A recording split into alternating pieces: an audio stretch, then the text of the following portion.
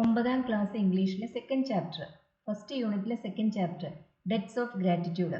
അതിൻ്റെ detailed Malayalam explanation നമ്മൾ കഴിഞ്ഞ വീഡിയോയിൽ ചെയ്തിരുന്നു. ഇന്ന് ആ ലെസൻ്റെ സൈഡ് ക്വസ്റ്റ്യൻസ് ആണ് നമ്മൾ നോക്കുന്നത്.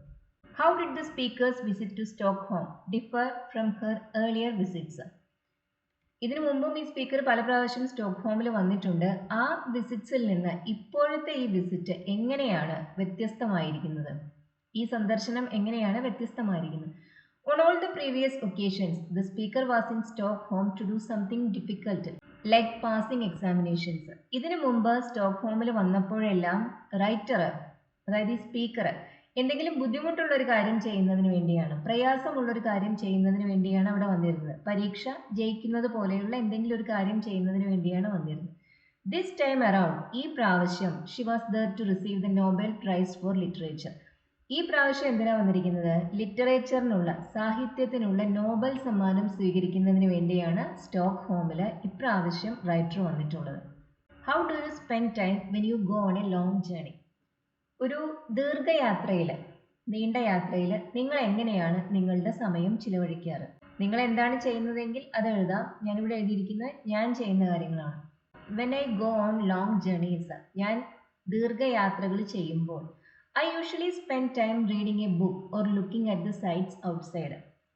ഞാൻ ഒന്നുകിൽ പുസ്തകം വായിക്കും അല്ലെങ്കിൽ പുറത്തുള്ള കാഴ്ചകൾ കാണും. I thought of my father and felt a deep sorrow. ഞാൻ എൻ്റെ അച്ഛനെ കുറിച്ച് ഓർത്തു. എനിക്ക് ആഴത്തിലുള്ള അഗാധമായ ഒരു വേദന അനുഭവപ്പെട്ടു. Why was she sad at the thought of her father? അച്ഛനെ കുറിച്ച് ചിന്തിച്ചപ്പോൾ എന്തുകൊണ്ടാണ് റൈറ്റർക്ക് ദുഃഖം തോന്നിയത്? She was sad at the thought of her father because her father was no more. അച്ഛനെ കുറിച്ച് ഓർത്തപ്പോൾ റൈറ്റർക്ക് ദുഃഖം തോന്നുന്നതിന് കാരണം അച്ഛൻ ഇപ്പൊ ജീവിച്ചിരിപ്പില്ല എന്നതാണ്. Her father was no more. If he had been alive, അച്ഛൻ ഇപ്പോൾ ജീവിച്ചിരിപ്പുണ്ടായിരുന്നെങ്കിൽ, she could have told him that she had won the Nobel Prize for Literature. അച്ഛൻ ഇപ്പൊ ജീവിച്ചിരിപ്പുണ്ടായിരുന്നെങ്കിൽ റൈറ്റർക്ക് അച്ഛനോട് തനിക്ക് നോബൽ പ്രൈസ്, ലിറ്ററേച്ചറിനുള്ള നോബൽ പ്രൈസ് ലഭിച്ചിട്ടുണ്ടെന്ന് അച്ഛനോട് പറയാൻ കഴിയുമായിരുന്നു.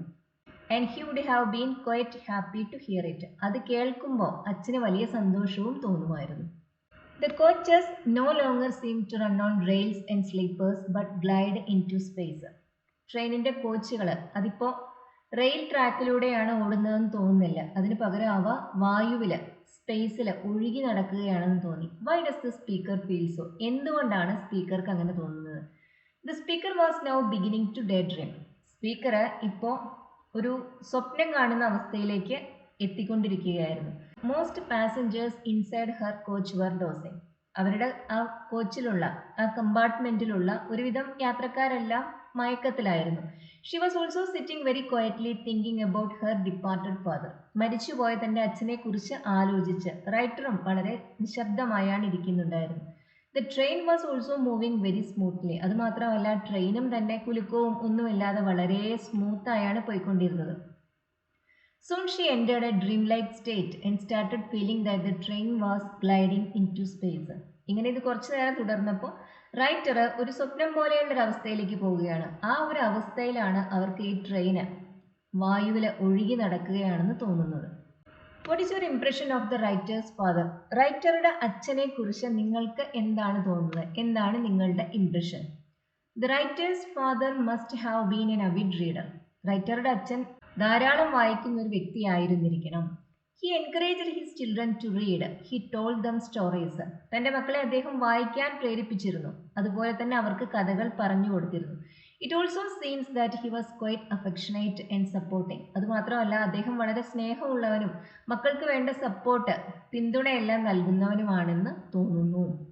I have come to ask you for advice. ഞാൻ വന്നിരിക്കുന്നത് ഉപദേശം ചോദിക്കുന്നതിന് വേണ്ടിയാണ്. What advice does the speaker request of her father?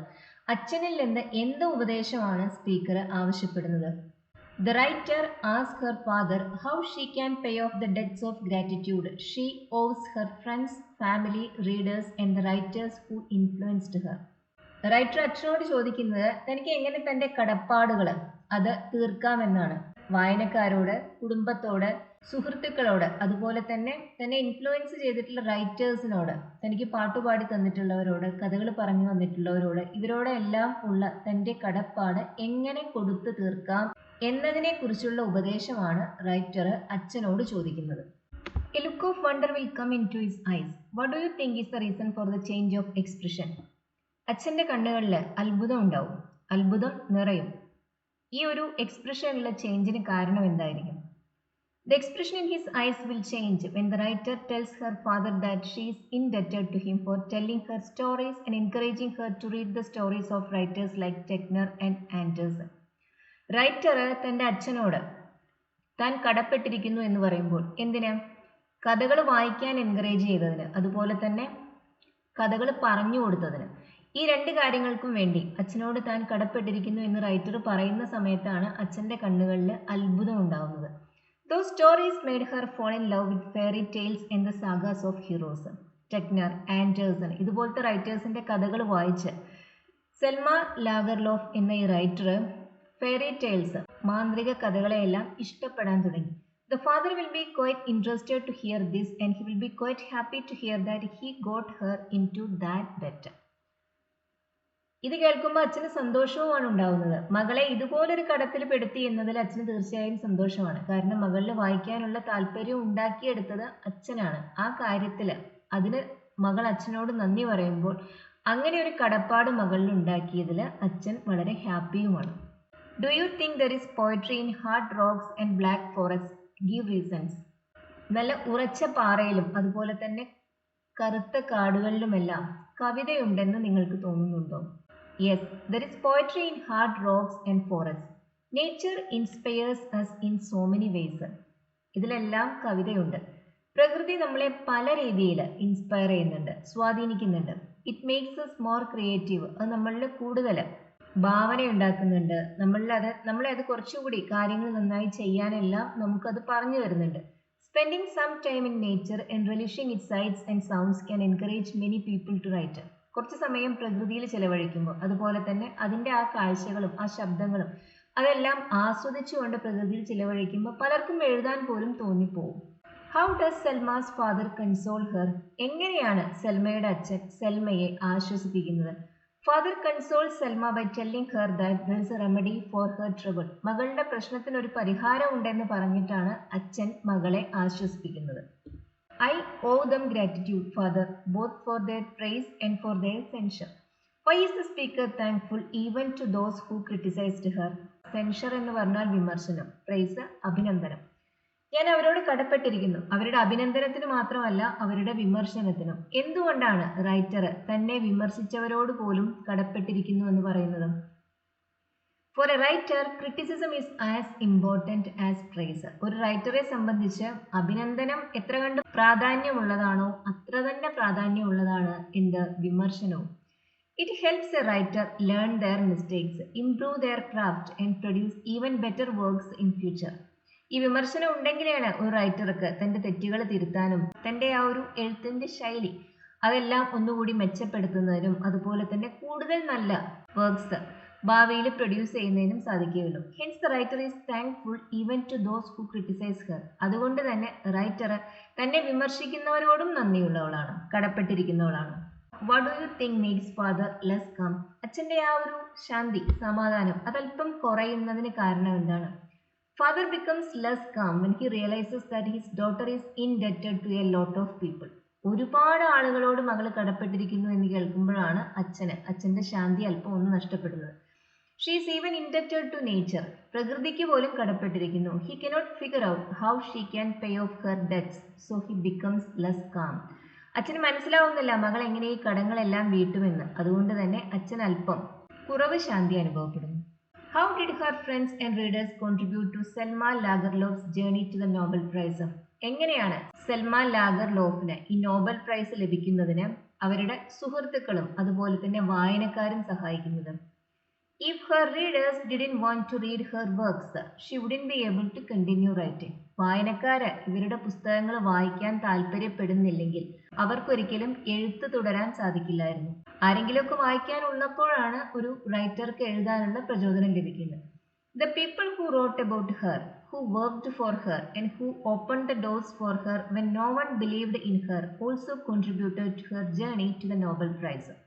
സൽമയെക്കുറിച്ച് എഴുതിയവര്, അവർക്ക് വേണ്ടി ജോലി ചെയ്തവര്, മറ്റാർക്കും അവരിൽ വിശ്വാസമില്ലാതിരുന്ന സമയത്തും അവർക്കായി അവസരങ്ങൾ ഉണ്ടാക്കി കൊടുത്തവര്, അവരെല്ലാം ഈ ഒരു നോബൽ പ്രൈസ് ലഭിക്കുക എന്ന ഈ ഏറ്റവും വലിയ അച്ചീവ്മെന്റിലേക്കുള്ള അവരുടെ യാത്രയിൽ കോൺട്രിബ്യൂട്ട് ചെയ്തിട്ടുണ്ട്. അതിനെല്ലാം അവർക്കാവുന്ന രീതിയിലെല്ലാം അവരും സംഭാവനകൾ നൽകിയിട്ടുണ്ട്.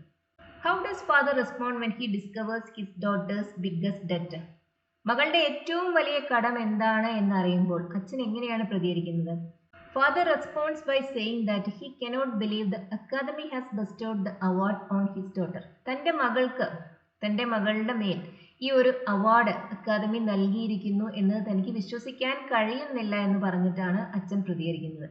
While the daughter is worried about how she can pay off the debts of gratitude she owes her family, friends, readers and other people, her father says that he is too happy to worry about anything else now that his daughter has won the Nobel Prize for Literature. മകൾക്ക് താൻ തന്റെ കടം എങ്ങനെ വീട്ടും എന്നതിനെ കുറിച്ചുള്ള വേവലാതി ഉണ്ടെങ്കിൽ അച്ഛൻ പറയുന്നത് മകൾക്ക് നോബൽ പ്രൈസ് ലഭിച്ചത് കാരണം തന്നെ ആ സന്തോഷത്തിന് മുന്നിൽ ഇനി വേറെ ഒന്നിനെ കുറിച്ചും ദുഃഖിക്കാൻ തനിക്ക് ആവില്ല എന്നാണ്. How shall I repay this debt? What does Salma mean by this? ഞാൻ ഈ കടം എങ്ങനെ വീട്ടും? സൽമ എന്താണ് ഇതുകൊണ്ട് ഉദ്ദേശിക്കുന്നത്? Here she is talking about the debts of gratitude she owes the Academy for showing enough trust in her to bestow her with the coveted Nobel Prize for Literature. എല്ലാവരും ആഗ്രഹിക്കുന്ന ആ ഒരു നോബൽ പ്രൈസ്, സാഹിത്യത്തിനുള്ള Nobel prize തനിക്ക് നൽകിയതിൽ അക്കാദമിയോടുള്ള ഏറ്റവും വലിയ കടപ്പാടിനെ കുറിച്ചാണ് ഇവിടെ സെൽമ ലാഗർലോഫ് സംസാരിക്കുന്നത്. അടുത്ത വീഡിയോയിൽ ഈ ചാപ്റ്ററിന്റെ താഴെയുള്ള ക്വസ്റ്റ്യൻസും അതുപോലെ തന്നെ ആക്ടിവിറ്റീസും നോക്കാം. ഈ ലെസൺ യൂസ്ഫുൾ ആയിരുന്നു എന്ന് കരുതുന്നു. ഇത് ഇഷ്ടമാവുന്നവര് ഷെയർ ചെയ്യാനും ലൈക്ക് ചെയ്യാനും ഹൈപ്പ് ചെയ്യാനും മറക്കരുത്. അതുപോലെ ഈ ചാനൽ ഇതുവരെ സബ്സ്ക്രൈബ് ചെയ്തിട്ടില്ലാത്തവർ സബ്സ്ക്രൈബ് ചെയ്ത് കാണും. Thank you for watching.